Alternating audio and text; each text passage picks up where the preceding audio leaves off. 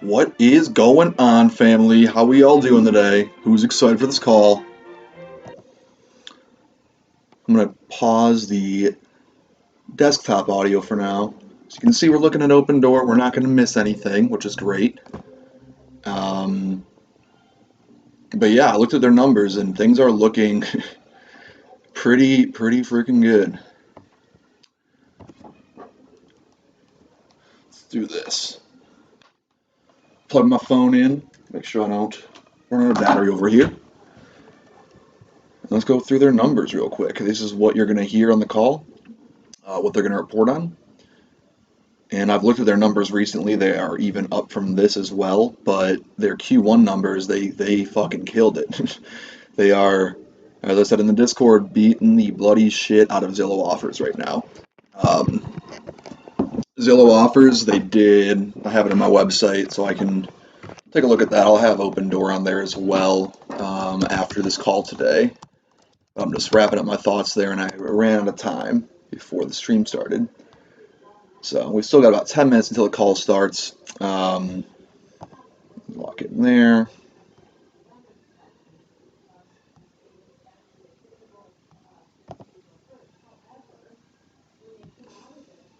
There we go. Let's do public companies. Let's see.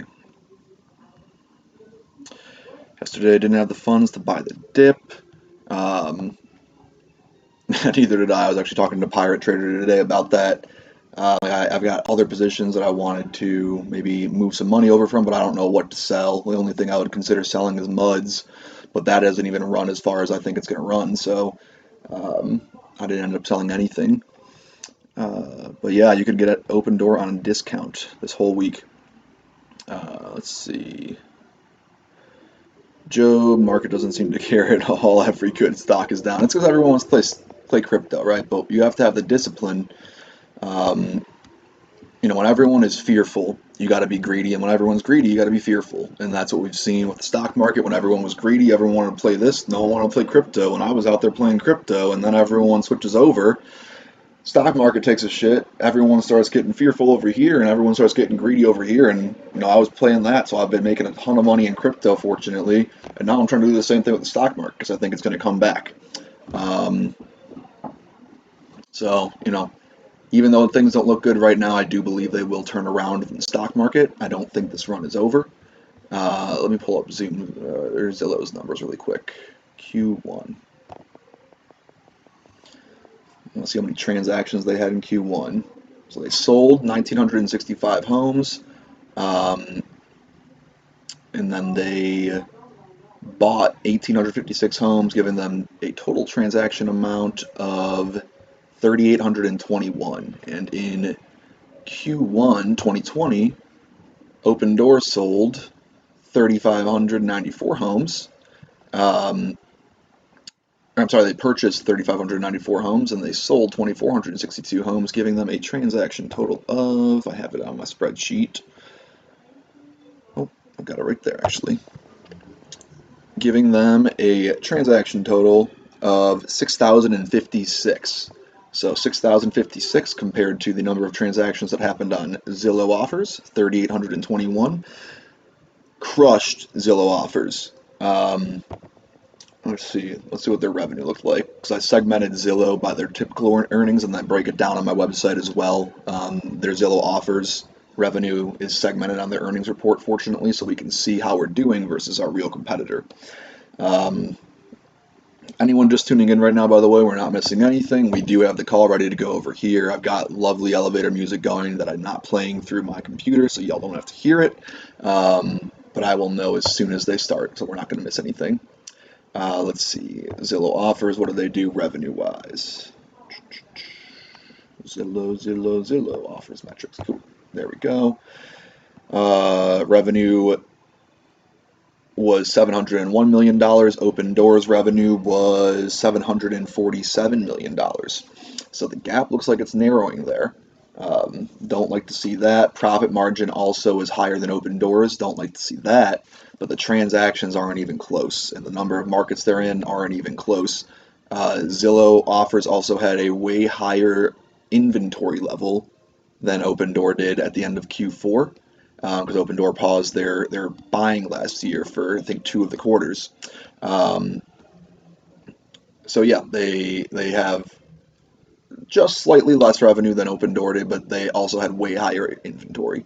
So that's something to keep in mind there. Opendoor also expanded into 6 new markets, up from 21 to 27 by the end of Q1. They're currently in 33 as of today. So we've still got about a month left of Q2. They're looking to expand, I think, into 6 more or 3 more markets by the end of Q2. And they're looking to be in 42 by the end of the year. Zillow offers has not expanded.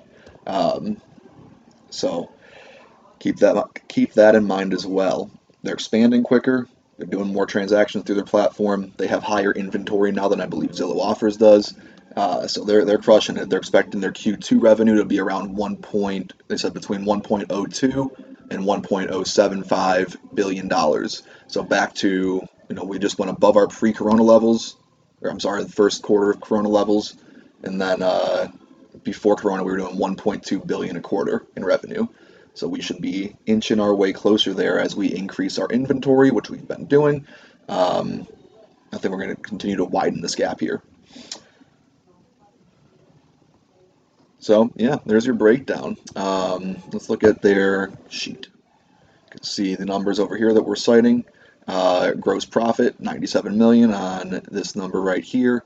But our net income, and I'll break it down in a cash flow statement either later on today or tomorrow. I want to take a look at them. Again, didn't have enough time to do it today. I can see exactly where that money is being used, but from my understanding, it's being used for general administrative expenses, which is going to be, adding more team members, um, and then all of those costs that go along with everything else, and then also technology and development of their product. You can see that, oops, right here, operating expenses. You can see revenue, gross profit, and then from the gross profit, you're looking at sales and marketing and operations. That's actually down from Q1 2020 to Q1 2021. General administrative expenses have increased by about $200 million since Q1 2020, but that's because they've expanded into, I think they're in double the markets they were then, and they're continuing to expand beyond there. And then from there, you're looking at technology and development, so improving our product, improving our algorithm, so we can, optimize our revenue, create larger profit margins as well, and then continue to have a leg up on the competition as well. And Zillow, OfferPad, Redfin now. Got a video on my channel. Y'all can check that out later on today if you want to. I'm going to also be doing a video, hopefully by the end of this week, breaking down the competition. I've got that ready. I've had it ready to go, but I've just been busy with a billion other things, so I've been unable to actually put that video together for y'all, unfortunately. But hoping by the end of the week. So yeah, you can see where this net loss is coming from is our operating expenses have increased tremendously, which is what happens when you're trying to grow and scale your company. And they're doing a good job of growing and scaling their company right now, as well as their market penetration. You can see with the number of transactions they're doing compared to Zillow Offers, OfferPad, and Redfin now. We'll find in my video when I put it out, they're not even coming close to the numbers that these guys are doing. So it's really a 2-horse race. So yeah, you're looking at negative 270 million with this much revenue compared to negative 62 million with that much revenue. So profit margin obviously is down. I think it went from negative 5% to negative 36%. Not great, but when you look at our balance sheet, look at our inventory. We got about $850 million of inventory to end the quarter of Q1. I'm not sure where we're at now. There's no way of knowing until they have their Q2 earnings, unfortunately. So we've got very high inventory that's up tremendously since the end of Q4 and even Q1 of last year. You can see this is our inventory number, like what our homes in our portfolio are worth right now that they need to sell that they've purchased. They had 824 million. You can see that they sold off all their inventory in Q1 and beginning of Q2 as well, and then continuing in Q3 they stopped buying homes. That's why their revenue was very high over here in Q1, because they were selling off their inventory. But we've doubled it since there. Oh, I'll stop blabbing. You guys listen in. Let me know as well if the volume is loud enough for y'all. Be a question and answer session. To ask a question during the session, you will need to press star, then 1 on your telephone keypad. Please be advised that today's conference may be recorded. If you require any further assistance, please press star, then 0 to reach an operator. I'd now like to hand the conference over to your host today, Whitney Kukulka, Investor Relations. Please go ahead. Good afternoon, ladies and gentlemen. Thank you for joining us for Opendoor's first quarter 2021 financial results conference call. Joining me on the call today for prepared remarks are Eric Wu, co-founder and chief executive officer, and Carrie Wheeler, chief financial officer. President Andrew Loah Key will be joining Carrie and Eric for the Q&A portion of today's call. Full details of our results and additional management commentary are available in our earnings release and shareholder letter, which can be found on the investor relations section of our website at investor.opendoor.com. Please note that this call will be simultaneously webcast on the investor relations section of the company's corporate website. Before we start, I would like to remind you that the following discussion contains forward-looking statements within the meaning of the federal securities laws, including but not limited to statements regarding Opendoor's future financial results and management's expectations and plans for the business. These statements are neither promises nor guarantees and involve risks and uncertainties that may cause actual results to differ materially from those discussed here. Additional information that could cause actual results to differ from forward-looking statements can be found in the Risk Factors section of Opendoor's annual report on Form 10-K for the year ended December 31st, 2020, and Opendoor's other periodic SEC filings, including the quarterly report on Form 10-Q for the period ended March 31st, 2021, to be filed with the SEC. Any forward-looking statements made in this conference call, including responses to your questions, are based on current expectations as of today, and Opendoor assumes no obligation to update or revise them, whether as a result of new developments or otherwise, except as required by law. The following discussion may contain non-GAAP financial measures. For a reconciliation of each of these non-GAAP financial measures to the most directly comparable GAAP metric, please see our website at investor.opendoor.com. Now I will turn the call over to Eric. Eric? Thank you, Whitney, and welcome to our 2021 Q1 earnings call. I'm excited to share our results as we significantly exceeded our guidance for Q1 and have strong momentum looking forward to Q2 and the remainder of the year. Everything we do at Opendoor starts and ends with the customer. So let's start by hearing from one of our recent customers, the Bennett family, about their experience with Opendoor. My name is Shamika Bennett, and I currently live in the Atlanta metro area of Georgia. My family and I previously owned a 5-bedroom, 3-bath, 2-car garage. We're on the look for something bigger. Once we decided that we were going to sell our home, we came across Opendoor. Opendoor offered a one-stop shop where you can sell, buy, and finance through them. They offered great rates and competitive offers for us. We found a home that we loved, put in a bid for the listed price of $525,000, and even though our bid was not the highest one, because Opendoor guaranteed the purchase of this home through the cash back offer, we were able to win the bid. All the teams and everyone that I came across through the whole process, whether it's through the selling, the buying, and the financing part, were all great. They all worked with us, and they all understood our needs. We're currently now living in our dream home. Moving can be very stressful. I have 3 kids, so moving during this time was an experience, but everything worked out well, and it was a smooth transition. We love our new home, and I'll recommend it to anyone.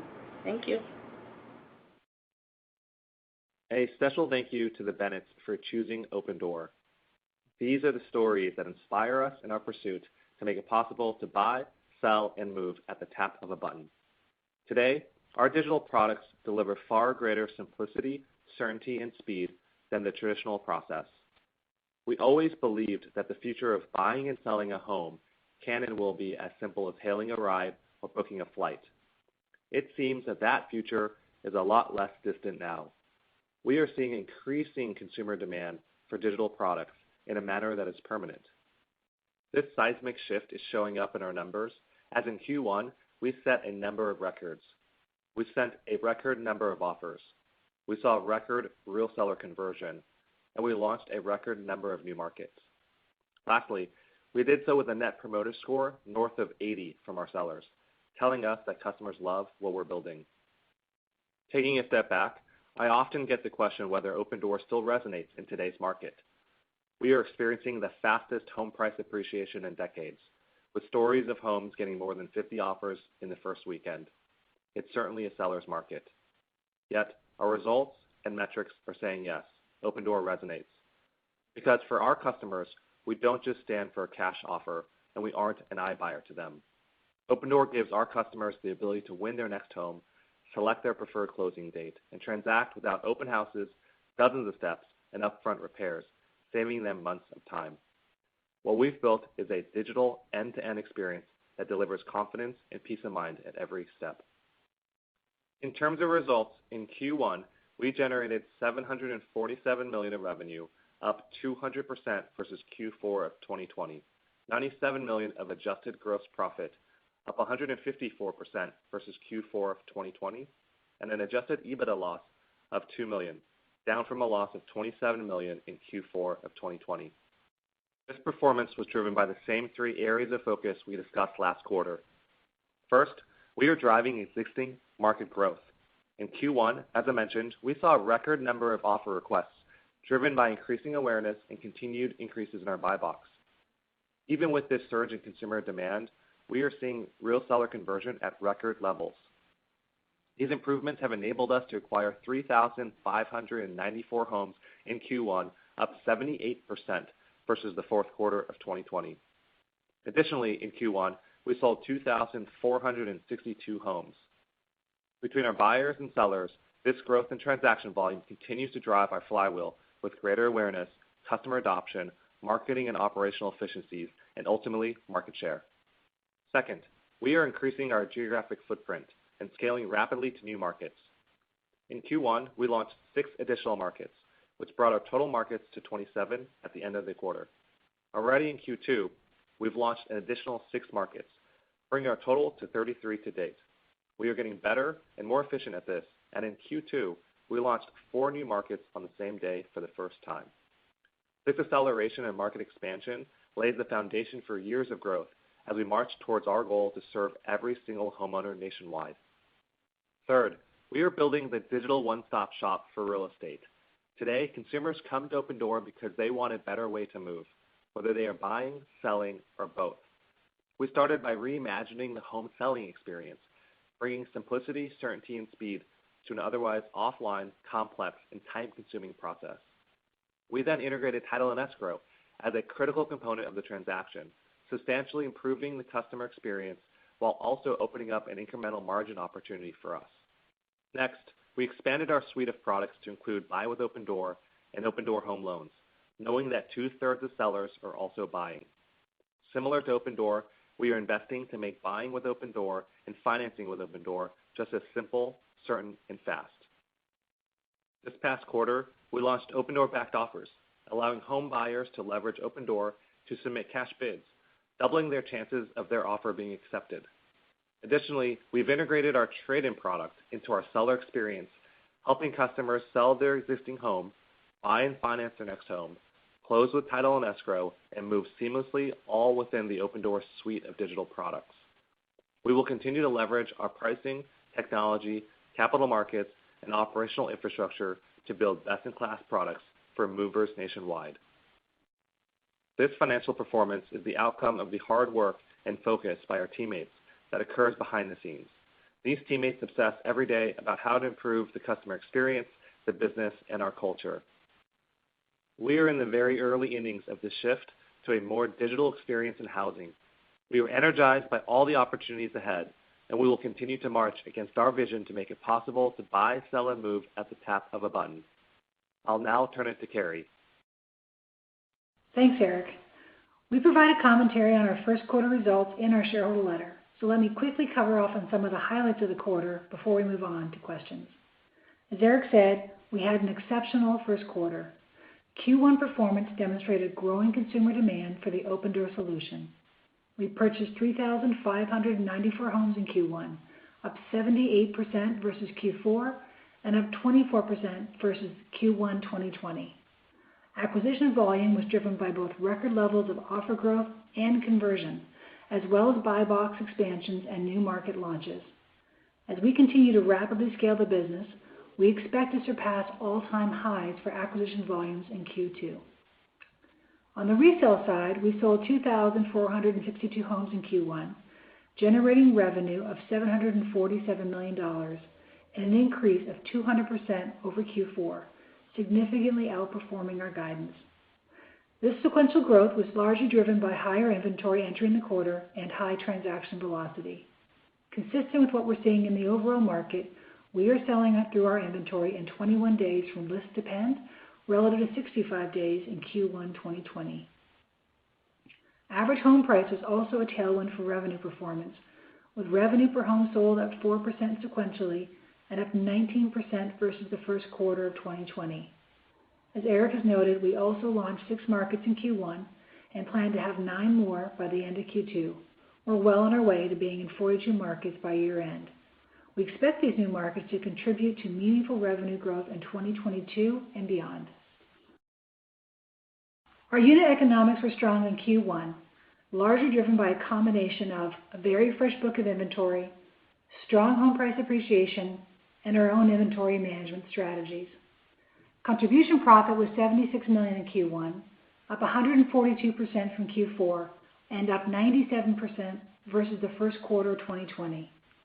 This represented a margin of 10.2%, down 245 basis points quarter-on-quarter, and up 712 basis points versus Q1 2020.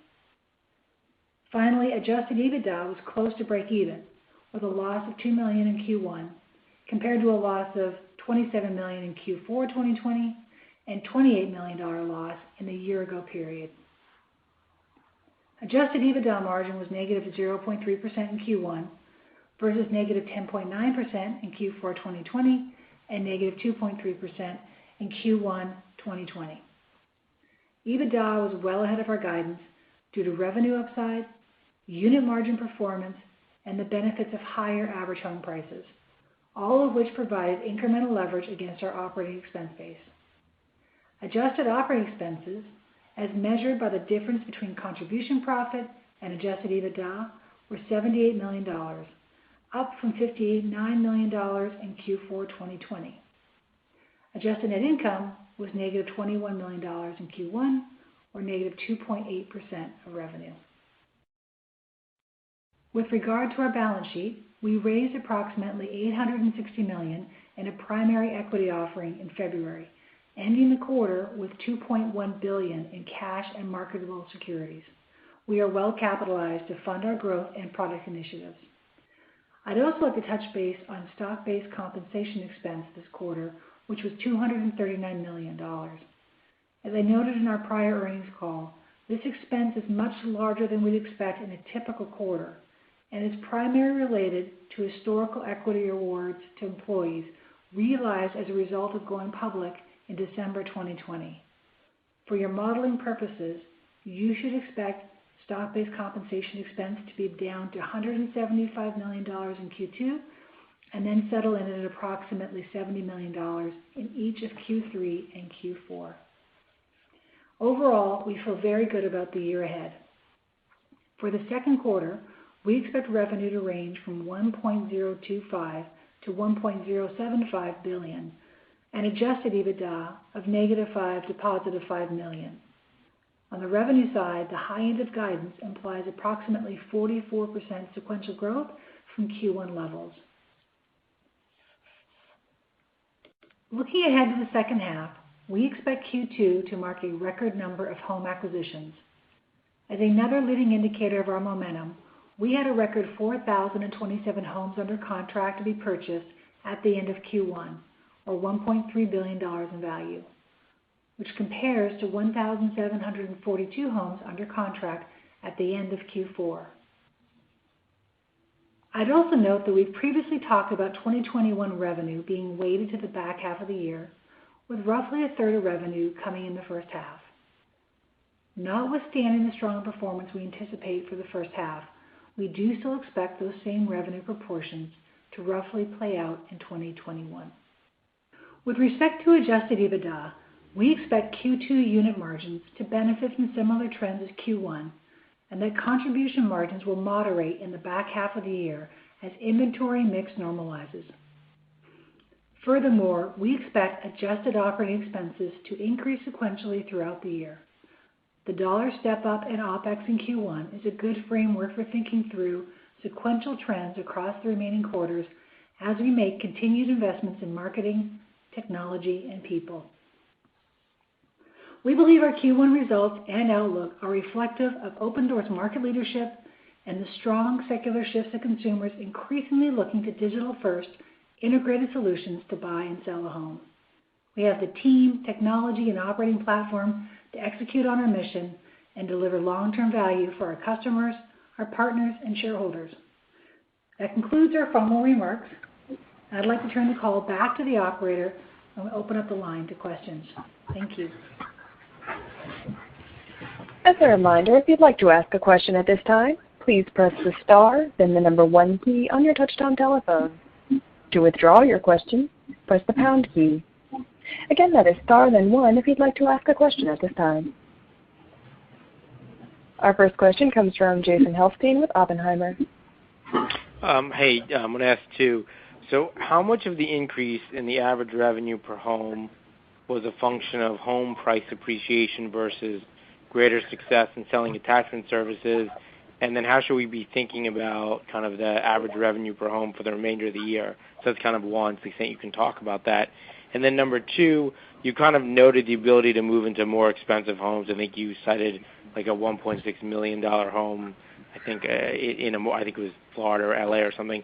I think historically many of us have thought about iBuying as limited to homes below like $500,000. So just talk about how the ability to kind of work in that price area opens up a bigger market. Thank you.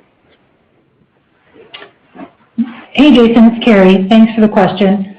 So with respect to what we saw in Q1, 200% increase in quarter-on-quarter revenue. First of all, the vast majority of that was driven by volume growth. I think of the 200%, more than 190 points of that comes from volume growth. We were the beneficiary of an increase in higher average resale prices. There's two factors to that. One is HPA, as you know.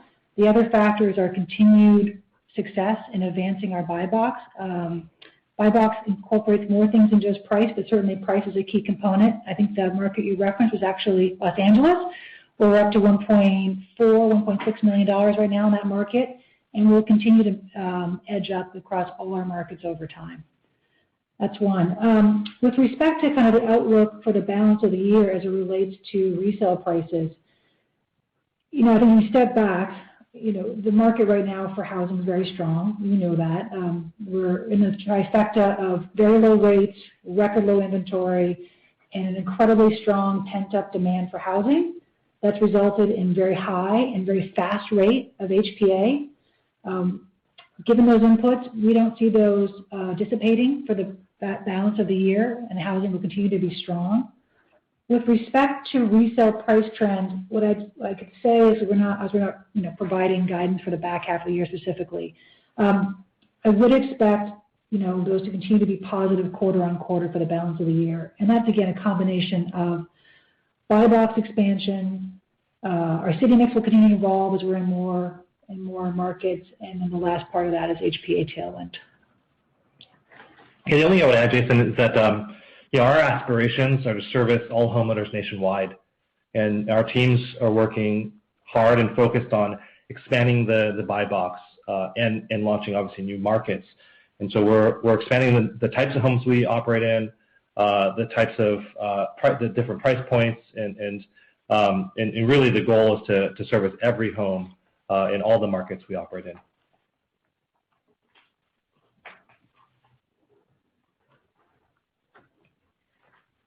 Our next question comes from Nick Jones with Citi. Great, thanks for taking the questions. I guess first, Carrie, could you remind us kind of what the impact of increasing interest rates might be on the business and Opendoor's ability to kind of mitigate increasing interest rates and the impact, I guess, on the bottom line. And then the second question really is just, record low kind of inventory levels or multi-decade low inventory levels. Maybe taking a step back, as things normalize, have you contemplated the pendulum swinging the other way? Does it kind of shift to a buyer's market? When the frenzy's over, is it going to be a more challenged environment for maybe a different reason? Thanks. Great. Good to hear your voice, Nick. Thanks for the question. So with respect to interest rates and in terms of our cost structure and what we might have to pass on to customers in terms of fees, if there is an increase in rates, we'd expect that the impact actually would be quite modest. An example, 100 basis point increase in rates would translate to a 25 basis point move in our cost structure, given our inventory turns. So quite manageable in our view. Your second part of your question just was around record low inventory levels, but also just what if the market were to go from being very HPA positive right now to something more neutral or even negative. And what I would say is, our model is really designed to work across all kinds of markets, up markets, flat markets, down markets. You should think of us as a market maker and a liquidity provider. So in a market environment where HPA were to turn negative, we can choose to increase beds to account for that decline. So declines in HPA would be offset by increased spreads, and certainly in a down market, which is more uncertain for consumers, we believe that the certainty our product provides would be of even greater value to customers in that scenario. Last point I would say is when we think about macro, for us, obviously housing macro is always top of mind, but so is what is going on right now, which is a massive secular tailwind that's driving digital adoption. I believe that we are going to continue to be market share gainers across all cycles as a result of that. Certainly we are right now, and we expect that our value proposition, as I said, only increases in times of uncertainty for sellers. Great. Thank you, Carrie.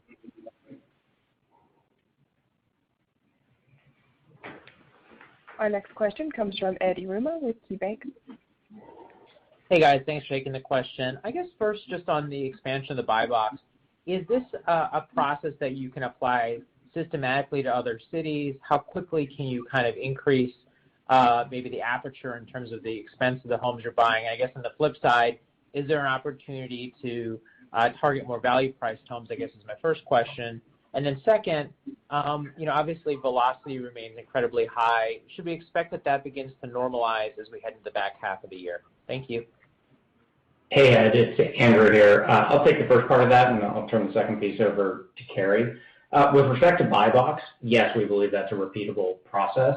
The team has done a great job building that into a systematic capability that we're constantly looking for places where we can provide our offering to more consumers. As Eric mentioned, our aspiration is that every seller in the United States can take advantage of what Opendoor offers. And so the team is hard at work identifying features, tuning our pricing models so that we can acquire those homes. Importantly, it's more than just price. It's also dimensions like the age of a home, the condition of a home that enable us to drive continuous improvement against that buy box. Carrie, do you want to take the second point? Yeah, thanks for the question. So on velocity, as I said earlier, the market right now for housing is very strong, given the inputs I talked about, rates, constrained inventory, pent-up demand for housing. We expect those to persist for the balance of the year. Velocity would follow from that. There's a chance, I suppose, that it could slow. I don't see that as a material impact to our model or our results. Thank you. Our next question comes from Ygal Arounian with Wedbush Securities. Hey, good afternoon, guys. First question, just on the improvements in the real seller conversion, reaching a record there. Can you talk about some of the things you've done to improve the conversion and how you think about pricing or offers that you make in the current environment? As you've noted, you expect HPA to continue to move up over the course of the year. Just how do you think about that and what's driving that real seller conversion? And then the second question, I guess, on your philosophy around inventory. I think still one of the biggest pushbacks we get from investors is, holding on or having meaningful levels of inventory in case of a market downturn or if things cool off. And you're stepping up and buying a lot more homes in 2Q, getting to record rates. Do you expect over time for purchases and sales to kind of equal out so that your inventory stays stable and you're buying as much as you're selling? How do you think of that over time? Thanks. Sure thing. So in terms of conversion strength and what's underneath that, we're absolutely seeing that record real seller conversion. And there's really two factors underneath that. The first is consumers value a best-in-class experience that's simple, certain, fast, and trusted. We've made 7 years of investment in that experience, and we continue to improve that experience day by day. And we continue to grow the awareness and trust around it. And the second thing is that consumers care about net proceeds. And we're able to deliver more to consumers because we've driven improvements in our cost structure, our pricing engine, and our inventory management, in addition to the strength of HPA and the velocity of the housing market. Those pieces, we're constantly looking at the pricing and the competitiveness of our offers, and we feel good about it. It's Carrie. On the second part of your question around inventory, just to step back. So today's market, which we all know is inventory constrained, we have not been constrained in our ability to acquire homes. As Andrew said, 3,500 homes acquired this quarter, up from 2,000 last quarter, and perhaps more importantly, if you think about the future, over 4,000 homes sitting in contract right now. So despite the constraints of this environment, we've not been constrained in our ability to acquire homes. And in a market that was more normal or certainly less constrained, I suspect our job gets even easier. Thanks. Can I ask one more follow-up just on Opendoor backed offers? It seems like an incredibly compelling product to bring buyers or sellers into the funnel, and you noted that that's had some impact on, or at least it ties together with the mortgage product. Can you talk about that for a second? Any lift you've seen in mortgage conversion, and improvements in how that part of the flywheel works? Thanks so much. Yeah, I appreciate the question. This is Eric. We're excited by the progress and early signal around Opendoor backed offers. Obviously, in today's climate, it's competitive, and if you're a home shopper, you want your offers to be as competitive as possible. So the thing I love about this, we're able to leverage the capabilities we've built over the past 7 years and provide a new feature to our customers who are also buying homes. And so there's early signal, and we're very excited by the progress to date. I'll have Andrew kind of address the second part, which is how does that apply to home loans and the progress there. Yeah, if you actually go through the product experience, which I'd encourage you to do, on Opendoor backed offers, you'll see it's totally seamless in terms of its integration with our mortgage offering. And that seamless customer experience, removing friction and creating value for them, we see turn into higher levels of attach.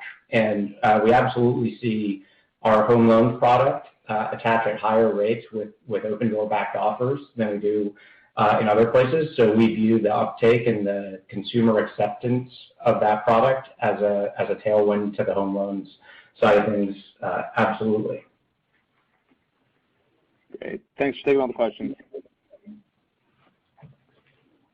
Our next question comes from Yoni Yadgaran with Credit Suisse. Thanks for the questions. Two, if I may.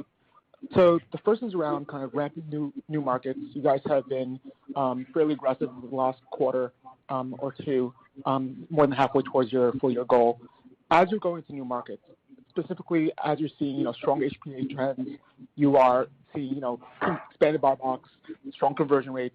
Are you seeing a faster ramp in those markets as a result than you otherwise were expecting? Can you maybe talk about how the pace of ramping those new markets have looked like so far? And I get it's early relative to historical or pre-COVID levels. And the second question is around just supply of lumber as well as service providers have been absolutely constrained in this environment, in addition to a tight inventory market for housing itself. Is that at all impacting days where you guys hold it, or your ability to kind of quickly resale a home once you do purchase it? Thanks.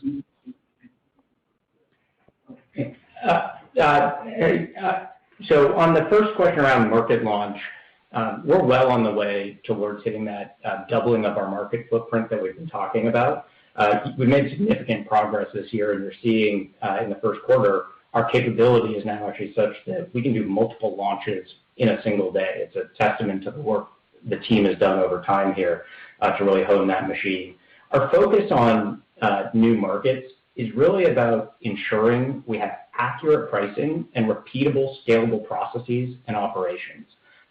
As we see that come together in a market, we begin to ramp up acquisitions, which is why the impact of new markets is relatively small in the current year, but creates a foundation for growth for years to come. So no real change from our perspective with regard to the new market launch or ramp.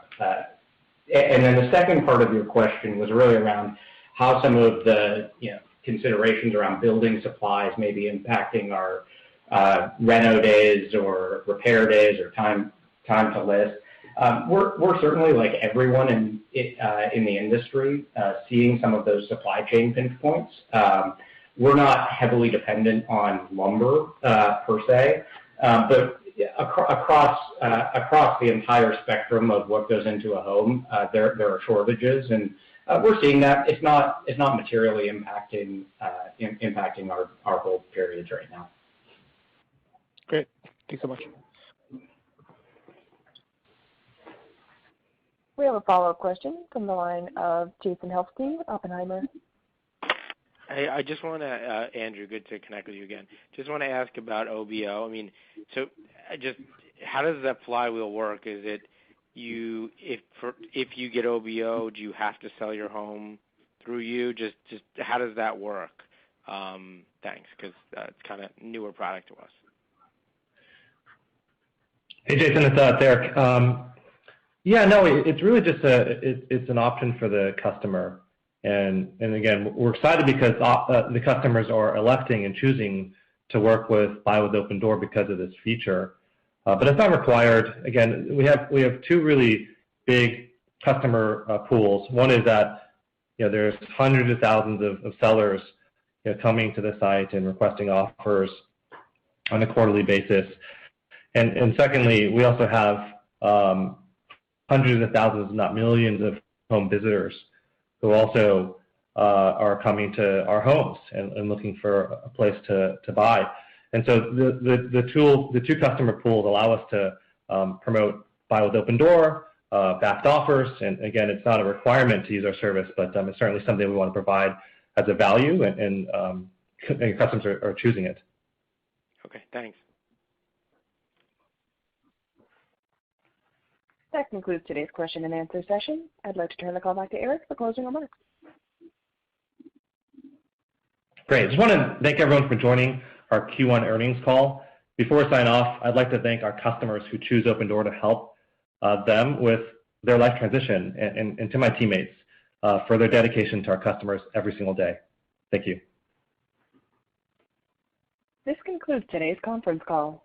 Thank you for participating. You may now disconnect.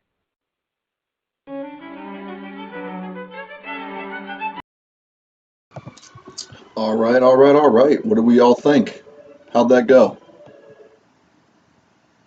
Like I said, if y'all have any questions, I've been invested in Opendoor for like almost 9 months now. Love this company. I just dropped a video about a week ago breaking it down. If you're already familiar with Opendoor, you're not going to learn much from that video. It's kind of for the new investors or people who are unfamiliar with it. They can check that out. I will be, like I said, dropping a video hopefully by the end of day today. It'll be low production quality, so I'm going to warn you guys of that. I don't have that much time on my hands, unfortunately. That's why I'm dragging on getting this competitive analysis video out. It's killing me. So I will break down the earnings on there. Numbers looked great. everyone, the public, I don't expect them to buy these earnings up because they're going to see the PE ratio. That's what everyone looks at on the surface level, and they're going to see that we had negative earnings. The PE ratio is going to be, in the negatives. It's not going to look great. So I don't expect to see this price run up, but we know as long-term investors we're crushing it right now. We're killing Zillow. Like I said earlier, we're beating the bloody shit out of Zillow right now. They're going all in. If you look at their earnings, I've got those on my website as well. If you need help getting to um, this page, which is where I've got Zillow, their earnings broken down. You can check out their 2020 annual, and then you can check out their most recent Q1 2021, which came out last week. We are doing way, way, way better than Zillow right now. Transactions, we're crushing it. Our inventory is going up. We're crushing it there. You can see the inventory right here. It was 824 million at the end of Q1, 841 million right now, and adding to that as well.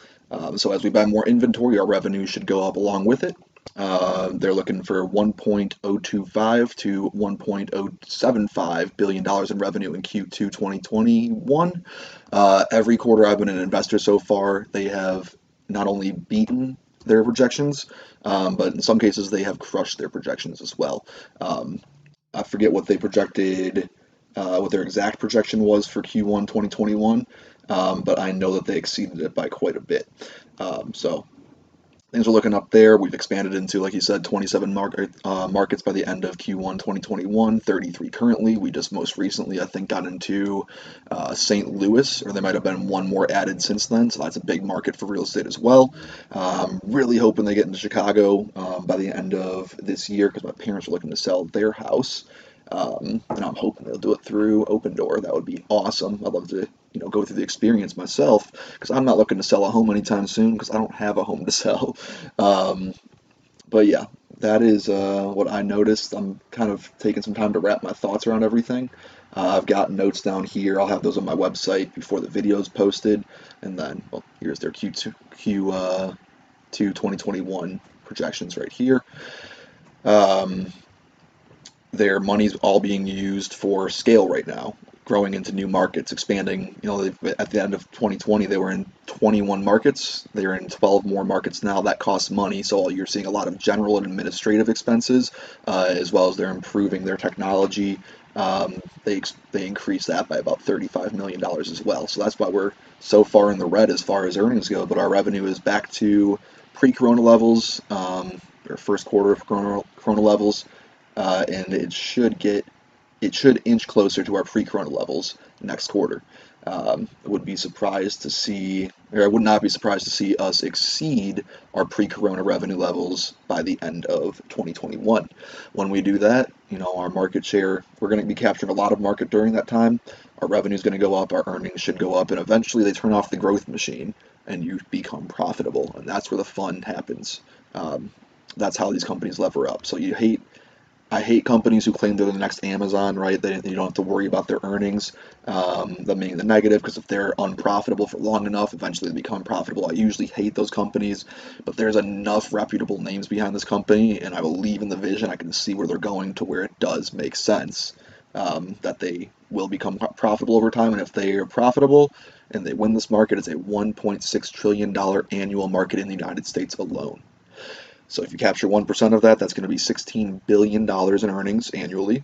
That'll, of course, increase as inflation kicks in. If you hold this for 5 to 10 years, the earnings are going to be much higher. And that's only in the United States. Then as they start to expand internationally, that's where the real fun's going to kick in. And this is going to be a company, I think you're looking back 10 years from now, that you're going to be very, very happy with yourself for being an early investor. I'm not selling a single share of mine for at least 10 years. This company, I put in such little money to begin with. Well, not little, but I wouldn't mind losing it all. I don't think that's going to happen, but I'm willing to. I don't think this company's going anywhere. There's going to be a lot of scares. We've been seeing the price slide and slide and slide over the last, month or two, and that's okay. I'm not in it for the short term. I'm in this company for the long term. I'm not waiting for a certain catalyst. If we win the market, the money's going to be there for us. Our shares are worth at least $100 a pop at that rate if they win. I honestly, my outlandish projection was like $500, and I still say that our shares will be worth $500 a pop someday. So hold on there. If y'all have any questions, drop them in there. I'd love to answer them for you. And then I'm going to listen to this call again when I go work out after this, and then I'll be dropping a video later. Let's see.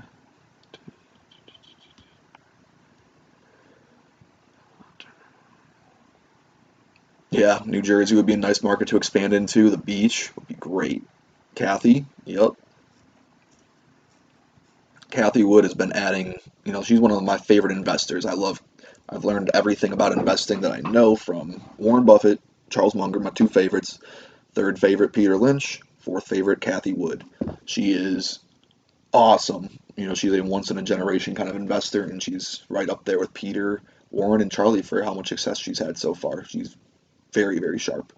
So you love to see her behind this. You love to see, I think Goldman just bought a big position in Opendoor. I think Citigroup did as well. Um, Obviously, my boy Shamoth, I love him. Say what you will about him, I love Shamoth. That's not going to change. Um, well, barring something outlandish ever happening, right? But love Shamoth. Keith Boy is on the advisor team. This has been his idea for 20 years. He is maybe not the best, but he is one of the best, or could be the best growth minds in this world. This has been his idea for 20 years. He told it to Peter Thiel in 2003 when they were founding PayPal together still. Eric Wu was just the person who could be the CEO and use their time and their day-to-day to make it happen. And, if you're one of the best growth minds in the world, been thinking about this for 20 years, I trust where he's taking the company. Um, do you think they split if they grow too hard, like a share split? I don't know if they would share split.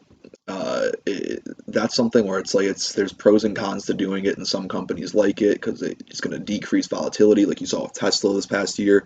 They did a split, and there was a big run up towards their split, but it decreases volatility. Whereas if you look at something like Amazon, they're trading at $3,000 one day, 3,200 the next day. It's really swinging the market cap of the company. Um, so I don't know what I would prefer to do. Obviously wouldn't mind having more shares of Opendoor. I love a good share split, but at the same time, Berkshire Hathaway Class A has never split a single time.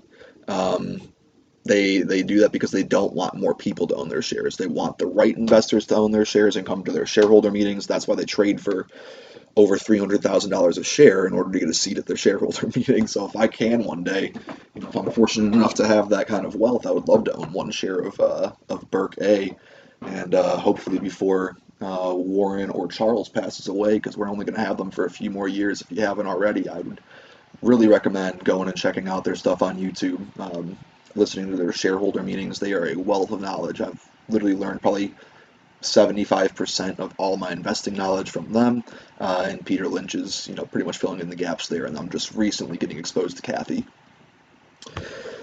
Let's see.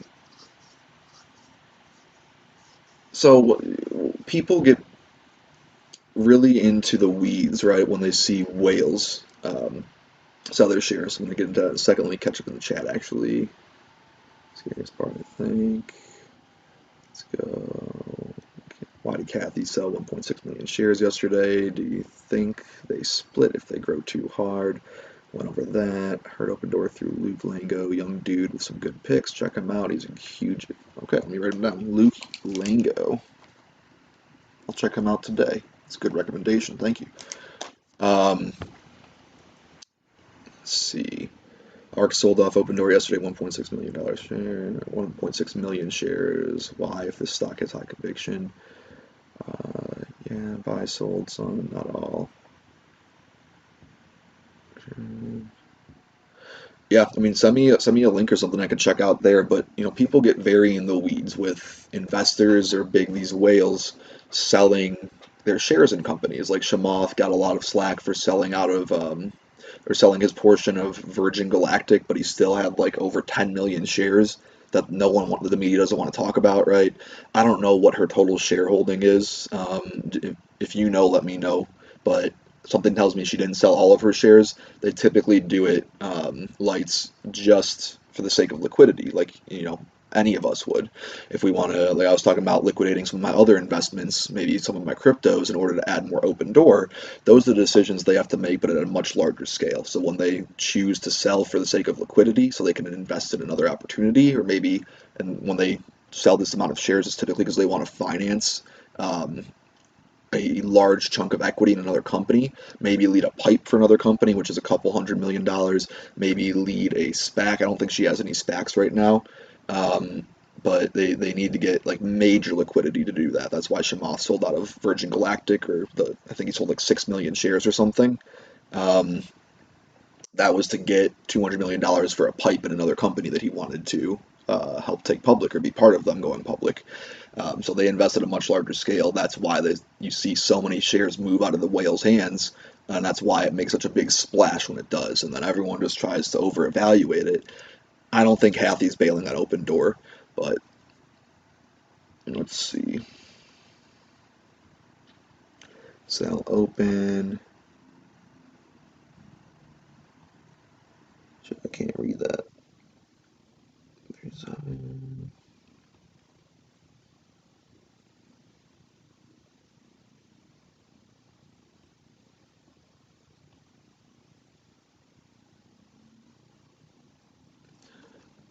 Bolsa, thank you for that. Do you know how many shares they have? I can't decipher that, or if it's in there or not.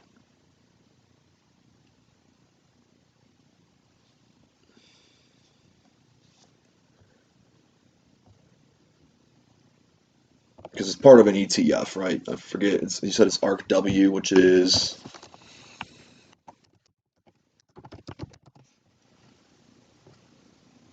next generation. Got it.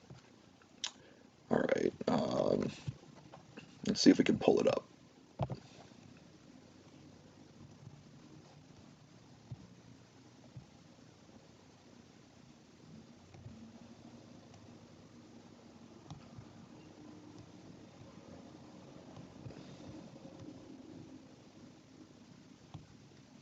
So it's not going to be in their top 10 holdings. I'd love to see what they own. If anyone's got any sort of link, that would be phenomenal for me to check out. Fund holdings. There we go.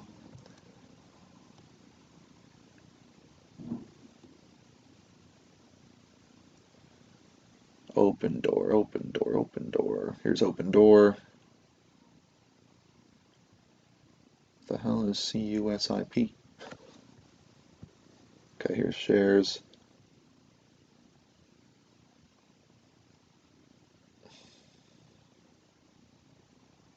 Yeah, they still have 4.5. Like they got like 4.6 million shares left, so they went from 6.2 million to 4.6 million by selling 1.6 million.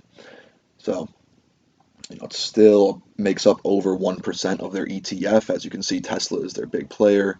Grayscale, Bitcoin Trust, Square. They've got all these are the next generation companies. So Coinbase, I'm surprised to see such a large position in that. Peloton, not surprised. Zoom, not surprised. Zillow, this is their Class C. They actually just dropped that this year. Roughly the same thing as their Class A, but it's just a new offering they had. So that's 2.4%. Palantir, PayPal. Palantir is Peter Thiel's company. Netflix, and then you have Opendoor. Cloudflare is a big company too. Wow. So love the ETF, but you can see, yeah, 6.5. Was it 6.5? I thought it was. They sold 1.6, add 1.6 to 4.6, 6.2, right? Am I missing? I might be off. I'm tired. But yeah, that's what you're. There you go. Sold open to buy coin. Bingo, bango, bongo. Like I said, there's no need to read too far into these things. It's not a sake of them not believing in the company anymore, not wanting to hold it anymore. It's just a liquidity measure, just done at a much larger scale than any of us do it. Like if I want to make some liquidity, I might sell 100 shares of something, or sell, in my case, maybe sell like one Ethereum. She's throwing in the Doge dips. I mean, if Doge keeps ripping like it was, that wouldn't be a bad idea to buy the dip. I don't really know. I'm not in Doge, but yeah, she's just doing it at a much larger scale. It's not like 100 shares or 1,000 shares. It's 1.6 million. So people are like, "Wow, Kathy's giving up on Opendoor." She's not giving up on Opendoor. She knows what she's doing. So, all right. Do we have any other questions, folks? Because if we do not, I'm going to go catch a workout. I got to get back to the office. Guesting on a podcast tonight, so I've got to do that. And after that is when I'm going to make my video for y'all and put it on here. Hopefully I get out of the office by midnight and then do the same thing tomorrow, starting at like 6 a.m. So if we don't have any questions, I'm going to dip. If we do have any questions, if we do have any questions, ask them now. But otherwise, I really do appreciate y'all being here, joining in on this call. As we've talked about, there's not that many people talking about this company right now. We are in very early. I've been in since September 2020. I got in. I've been adding more this past week, and my investment is still in the green somehow. But it is. I got in early enough, fortunately. I know some of y'all might be, panicking because it's down since you bought in. Don't worry. Set it. Forget it. 5 to 10 years, you're gonna be great. Yeah, this is going to be a big winner for me and I think any other person invested. So I will be doing this again next quarter. I will be dropping video later on tonight, and then another one on the competition, on the competitive analysis. I have the whole document. I already made the image for it, so y'all can follow along with me, and I'll drop that in the description when I release it. Other than that, if you haven't already, please, please, please smash that like button, smash that subscribe button, and ring the little bell next to it so that you get notified every time we go live, every time we drop a new video, and we're making money up in here, which is every single day the stock market's open, folks, except for some days. But, oh wait, why is after hours not running up after earnings? We got one more question, all right. Unless anyone else has, I'll stick around as long as y'all have questions. After earnings, like I said at the very end of the call, I don't expect to see it run right now after this. Like, these numbers from someone who's been invested for 9 months, these numbers look fucking great. They look tremendous. But all the retail investor sees, typically, it's going to be the PE ratio, price to earnings. And if their earnings are, let's look at their sheet. Earnings, even though our revenue went up almost 3 times what they were, our revenue increased by 100% since Q4 2020, to 747 million, 747, million dollars. Sorry, it's getting late. $747 million. Our net loss, because we're expanding so fast and in so many more markets. Like I said, Zillow's in 25 markets still. Opendoor's in 33. At the end of 2020, Zillow was in 25 markets, or 24, can't remember exactly. I think it was 25. Opendoor was in 21.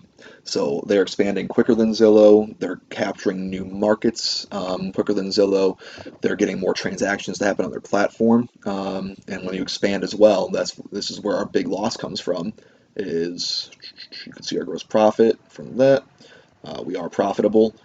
But then when you add into our operating expenses to get to our bottom line, you've got our sales and marketing, which is actually down from last year, same quarter.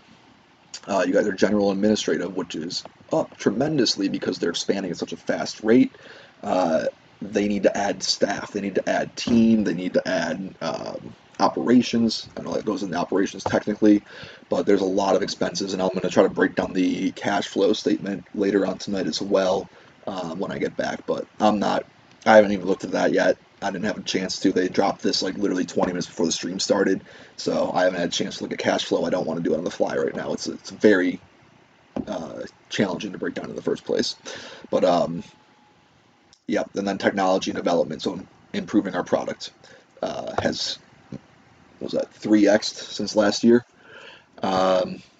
So yeah, operating expenses way higher, loss from operations, net loss right here, $270 million net loss. We can afford to take that. I'm not concerned about it because we have the luxury of having $3.27 billion of assets, and of that we have $3.14 billion, which are liquid assets. So we're all good there, but I'm not expecting to see a price run up, maybe a few dollars, but the PE ratio is going to be low. It's going to be negative.